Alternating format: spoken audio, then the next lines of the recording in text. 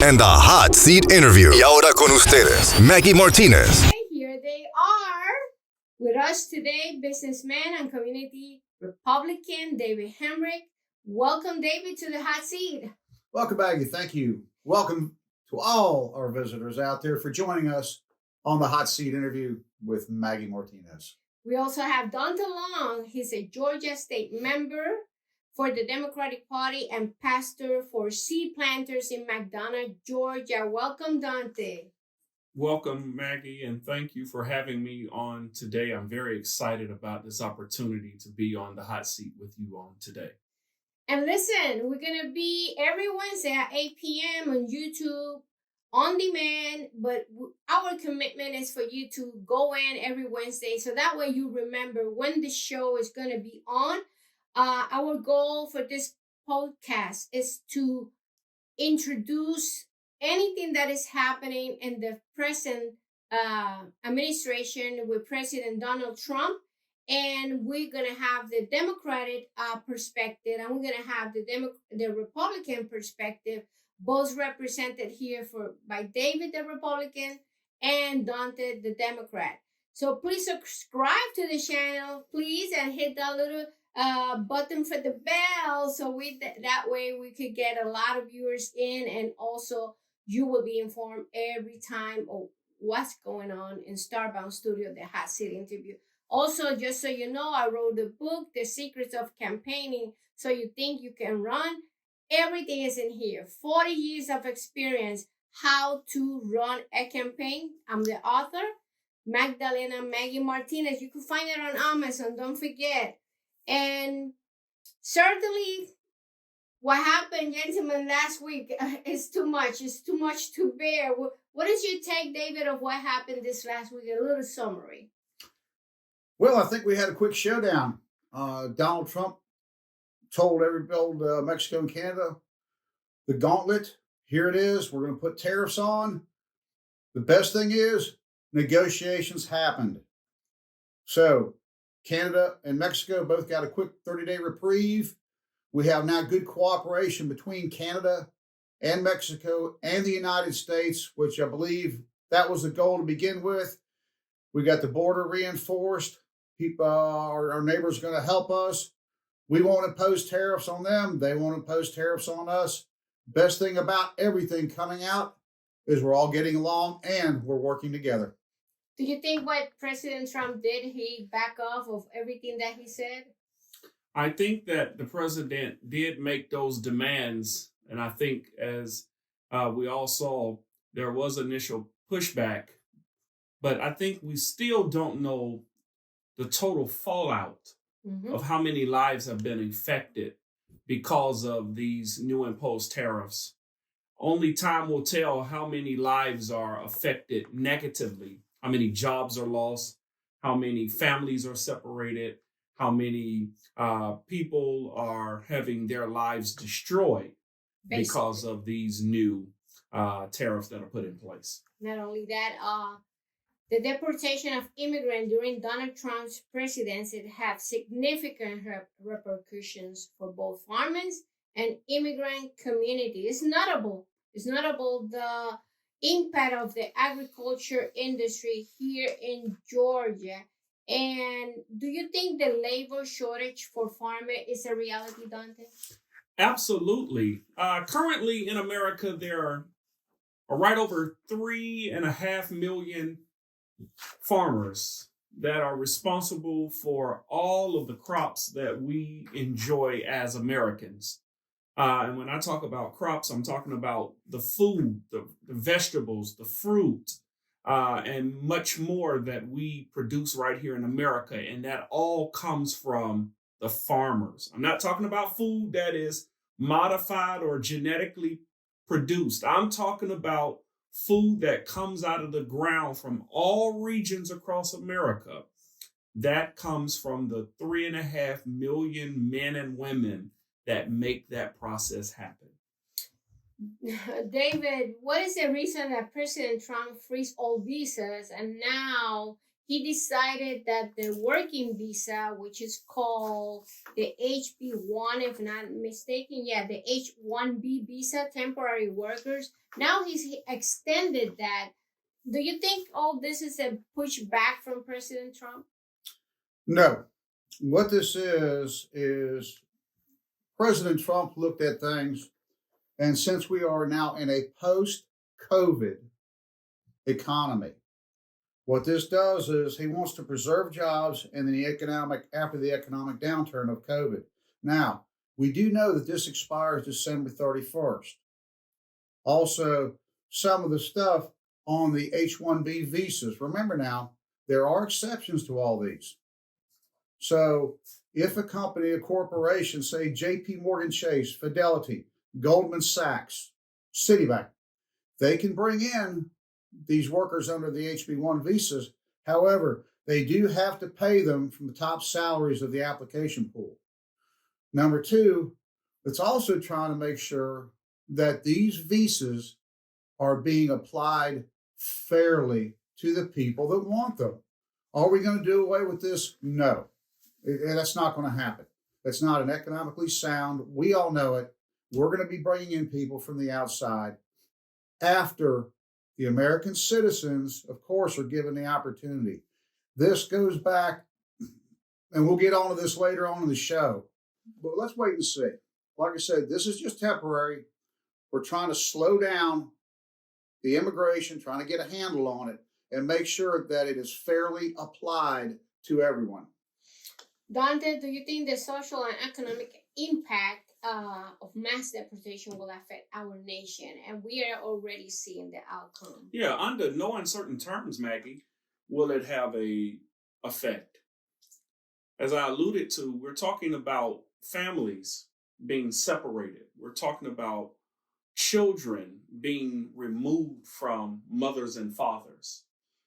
And when we see this happen, as we did in the first presidential term of President Trump, we all remember the heinous images that we saw on our televisions when we saw children being separated and we saw families being ravished by these policies.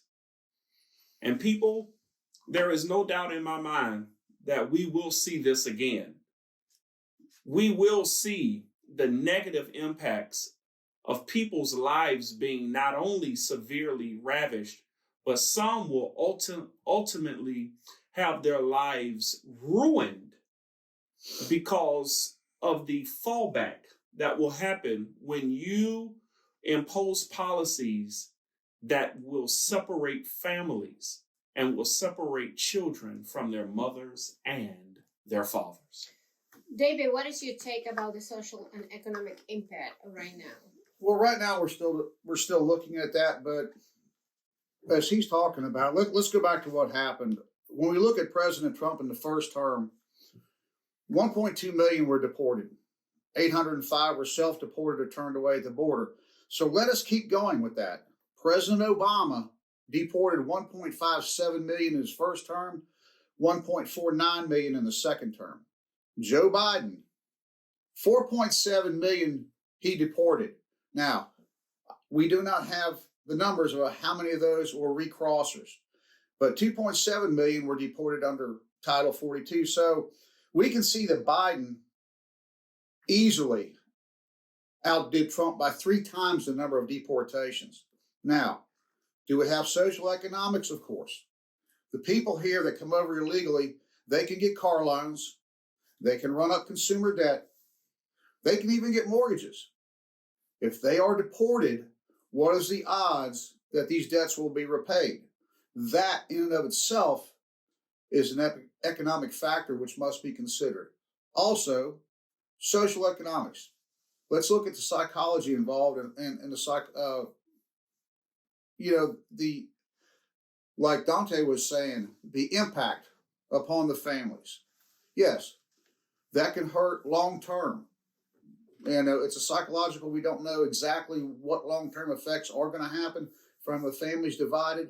Hopefully, the families will be having conversations, what could happen, what will happen, and seek treatment, counseling, and understanding of what the ramifications could be from this mass deportation program. Mass deportation, exactly, is what David suggested. We're now talking about placing the pressure of deporting these immigrants upon local municipalities. Many local municipalities, local sheriff's offices have already asked their city and county governments for monies to handle day-to-day operations because they're understaffed. Now we're asking from the federal level, from the White House, that these local sheriffs participate in these mass deportations. How in the world are these local sheriff's departments going to be able to facilitate this when they're having a most difficult time carrying out their normal duties when their departments are certainly understaffed? Probably the same way they've been asked to deal with the law enforcement aspect of it, plus the economic aspect, like Mayor Adams and stuff said, the billions of dollars that these migrants were costing New York City. Chicago mayors also stepped in going, hey, we can't afford this. So it's can you afford to have them there? Can you afford to deport them? Mostly ICE and Homeland Security have taken the lead on the deportations. And so far, we have seen that it is pretty much the criminal aspect which has been deported, not just the everyday people who are out working, who are going about their lives. Most of the deportees have criminal backgrounds. I want to push back on that. Over the last number of weeks, we've seen many migrants who are afraid to even go to their houses of worship because they are in total fear. They're being tormented at the mere fact that they could show up to their local house of worship and be detained. Mm-hmm. Many children terrified to even go to school because they are afraid that if they go to school, they could be apprehended. And when we now see that, no, a second grader is not a criminal, a 65-year-old woman who's been in this country for 30 years, who's just going to a house of worship, she's not a criminal. But it seems that my Republican friends always want to highlight what is being calculated as only a 4% rate of violent crimes committed by, those immigrants. But that is the first thing that most of you all will see on your local news, on your nightly national news. But what about these normal everyday citizens who are just going about doing life the same way that you and I have done it? And they've been doing it a number of years, but now they are afraid simply just to live life as you and I do. Certainly all this is going to affect the farmers. And do you think, Daunta, the labor shortage for farmers is a reality in terms of how this is going to affect the cart when we go to the supermarket? Again, Maggie, we've talked about these harsh realities when we talked about the tariffs last week. And now we're talking about the workers. Mm-hmm. So if you mix the tariffs along with worker shortages, you know that it's going to have a negative effect on your pockets and mine. That's right. What is the reason that President Trump frees all visas, David, and how this is going to cost the nation in terms of, and we know already he had a pushback in terms of the visas because I guess when he made the decision, he didn't thought about it, but now the farmers are pressuring about this. Well, right now, and I'll say this locally here in Georgia, we're still recovering from the hurricane damage that has hurt the farmers. Having talked to one of the guys I know from the NRA, our lobbyist here in Georgia, his family lost 100 pecan trees. Now, due to the fact that it takes 7 years for these trees to produce, they're going to have to replant, and it's not, they might get them all done maybe this year. However, due to the fact that the hurricanes hit, here it is winter, the administration has changed. So now they're waiting for the insurance, for the federal government, even for the state to come and give them some assistance. So let's look at that. If the crops aren't there, unfortunately, we don't need the laborers. A lot of crops here in Georgia and elsewhere have been moved over to machine harvest. Now, saying that, we still need people to run the machines. We still need people to operate the trucks. And a lot of soft vegetables, and I say that such as berries, tomatoes, anything, shall we say, bruisable, if you will, still requires hand picking. That way we get the produce, we don't tear it up. Any lost produce, as we say in retail, that's shrink. Now, we have to go with California, Texas, and Florida. Figure 50% or more, depending on the season, are imported as laborers. I think we're looking at the HB since they did get raises. Remember, in 24, all the farm workers, their salaries went up, which is good because everybody, cost of living goes up. They got raises, they work hard, they work steady. So it's a very fair proposition. They get paid on productivity. I know this as a mechanic. That's the way I got paid. If I didn't get the job done, I did not get paid. Well, it will affect us. Right. But right now, after we're all recovering from the hurricanes, California's recovering from the fires, I think it's hard to predict. It is very, very hard to predict. And like I said, the tariffs are on a 30-day hiatus. So they're not going to be imposed if they do come back. So that's another variable in this equation. We really can't look into the crystal ball and predict. Well, massive deportation of immigration could have a wide-reaching effect on U.S. across several sectors, which both short-term and long-term, there's no doubt about it. Yeah. So the people that are listening out there, you are Hispanic or Mexican, or you came from another country illegally in this country, it is important that if you use the asylum, that you process your paperwork, and I hope you did it last year, 2024, because if you didn't do it, that means you have to go. Certainly, if you have kids, it's important that every kid has a passport, because once they deport you right away, and nobody can take care or make decision for your kids if your kids don't have a passport. This is very, very important. What do you think about this, Dave? Daunta? Well, I want to echo the sentiments that I shared earlier. Most of us will talk about mass deportation of criminals, but what about those children? Those children who go to school with your children and my children, who show up to school and are detained. When it is that they are detained, they are immediately, as you just heard Maggie say, they are immediately deported. And so the question now arises, what will be done with these children? Most of us will just move on and think, what's the big deal? But these are the lives of the innocent.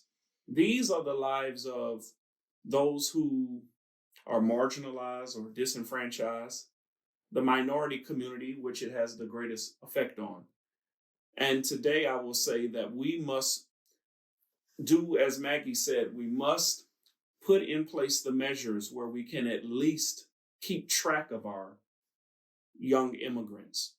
These are the ones who will deserve the same opportunity.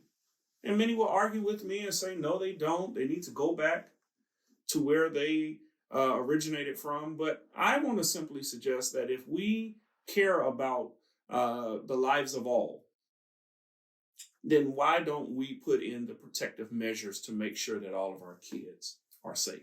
David, we see Italy right now needs people to pick up apples. They even paying for their airfare to go over there. Canada welcomes immigrants because they represent the labor that nobody wants to do. But what concerns me the most is the 14th Amendment that President Trump tried to amend. That's not possible. Already The judge said, no, we're not going to take the American citizenship from this kid. We know everybody that is in the DACA program, they have to go back no matter what. But the kids, they stay here. What is your take about all this? Well, most of the kids that are here that were born in the U.S. that are in school right now, unfortunately, for us, they do have to go through an identification process, but most of them will be left here. They will be able to stay. Unfortunately, here again, as I just said, they probably have to go through, and will have to go through an identification process to prove that, yes, they're citizens. Okay, we leave you here. Unfortunately, it is a harassment type, if you will, that you're looking at kids. I don't think, from what I've seen on the TV, the news reporters, and some of the across the country, the kids have been rounded up. Now, DACA comes with special protection. They have been guaranteed so far from President Trump to be here, to stay here. Now, let's look at everything else. We've had, as I said, this is not the first time we've gone through these deportations. We can look back through our history. The Chinese, unfortunately, went through it in the late 1800s. They were sent back. You couldn't, and they were working on the railroads out west. The Mexicans, unfortunately, they have gone through this back in the late 20s, early 30s. They were deported. They were taken out of Michigan, Chicago, because when we went through Depression, they thought that these folks who were here legally, they were invited to take the jobs and the work and had been here for years. They thought that during Depression, they were replacing American workers. They went through it. Was it right? No. It was a different time in the U.S. and people were very, very scared. Right now, as I have said, so far, ICE and Homeland Security are going through and putting out the criminal element. Even El Salvador, President Bukele, if I say his name right, Bukele, has said that he will accept the criminal deportees. So we do have other presidents in other countries looking at protecting their own, because they do not want the criminals deported from here and being turned loose into their society. Right now, it's very early on. We've only been going through this for a few weeks. So let's get the guidelines in place. Let's really take the emotion sideways. I know it affects everyone. I know there's a lot of uncertainty out there, and I understand that. But let's not jump up the hype, as I have said. Let's get the fear and panic out of it. Let's go back and let's see what's really happening. Well, the conclusion, Daunta, for the show. Let's take the fear out of it, he says. But again, I talked to you about that 9-year-old third grader who goes to school and is apprehended. I wonder how fearful he is. I wonder how fearful that 7-year-old girl is who's just walking up the street with her friends, going to the store, but when a local sheriff apprehends her, not because she committed a crime, but because she's 7 years old. Think about that for a moment. How fearful is she? Never seeing her friends again, never going back to the home that she has been raised in all of her life. But she is apprehended, taken God knows where, to spend the rest of her life God knows where. And that's what I want to leave you with today. Well, so far we haven't seen that. I haven't, that's, as the ACLU would go, it's profiling. They're not doing that. Come on. These are targeted responses to different places where they have a criminal background on the person they are looking for. They're looking for adults. They're not targeting the children. Come on, really. The projections are 20 million. 20 million individuals. That's a very large target. Well, in summary, while Trump's deportation policies were framed as a way to enforce immigration laws and reduce illegal immigrants, they have a considerable negative repercussion for farmers, rural economy, and immigrants community. And just so you know, the immigrants paid millions of dollars with the tax ID identification, so it's not like it's costing this country a lot of money. The full repercussions will unfold over time and could have lasting consequences for both immigrant population and the broader American society. Well, gentlemen, thank you for coming to the show. This has been very interesting. Certainly, don't forget to subscribe to the channel and make sure that this show that we bring to you is for you to understand what's going on. We're not here to do like they call yellow media or something like that. This is for you to inform you what are the steps that you have to take in order to battle this immigration deportation. And first of all, don't forget to make a passport for your kids. That's very important. Check your visa status deadline, when it was issued, when it's up for reevaluation. Make sure if you ask for asylum that you go out there and do the paperwork necessary in order to get the asylum benefit visa and so forth.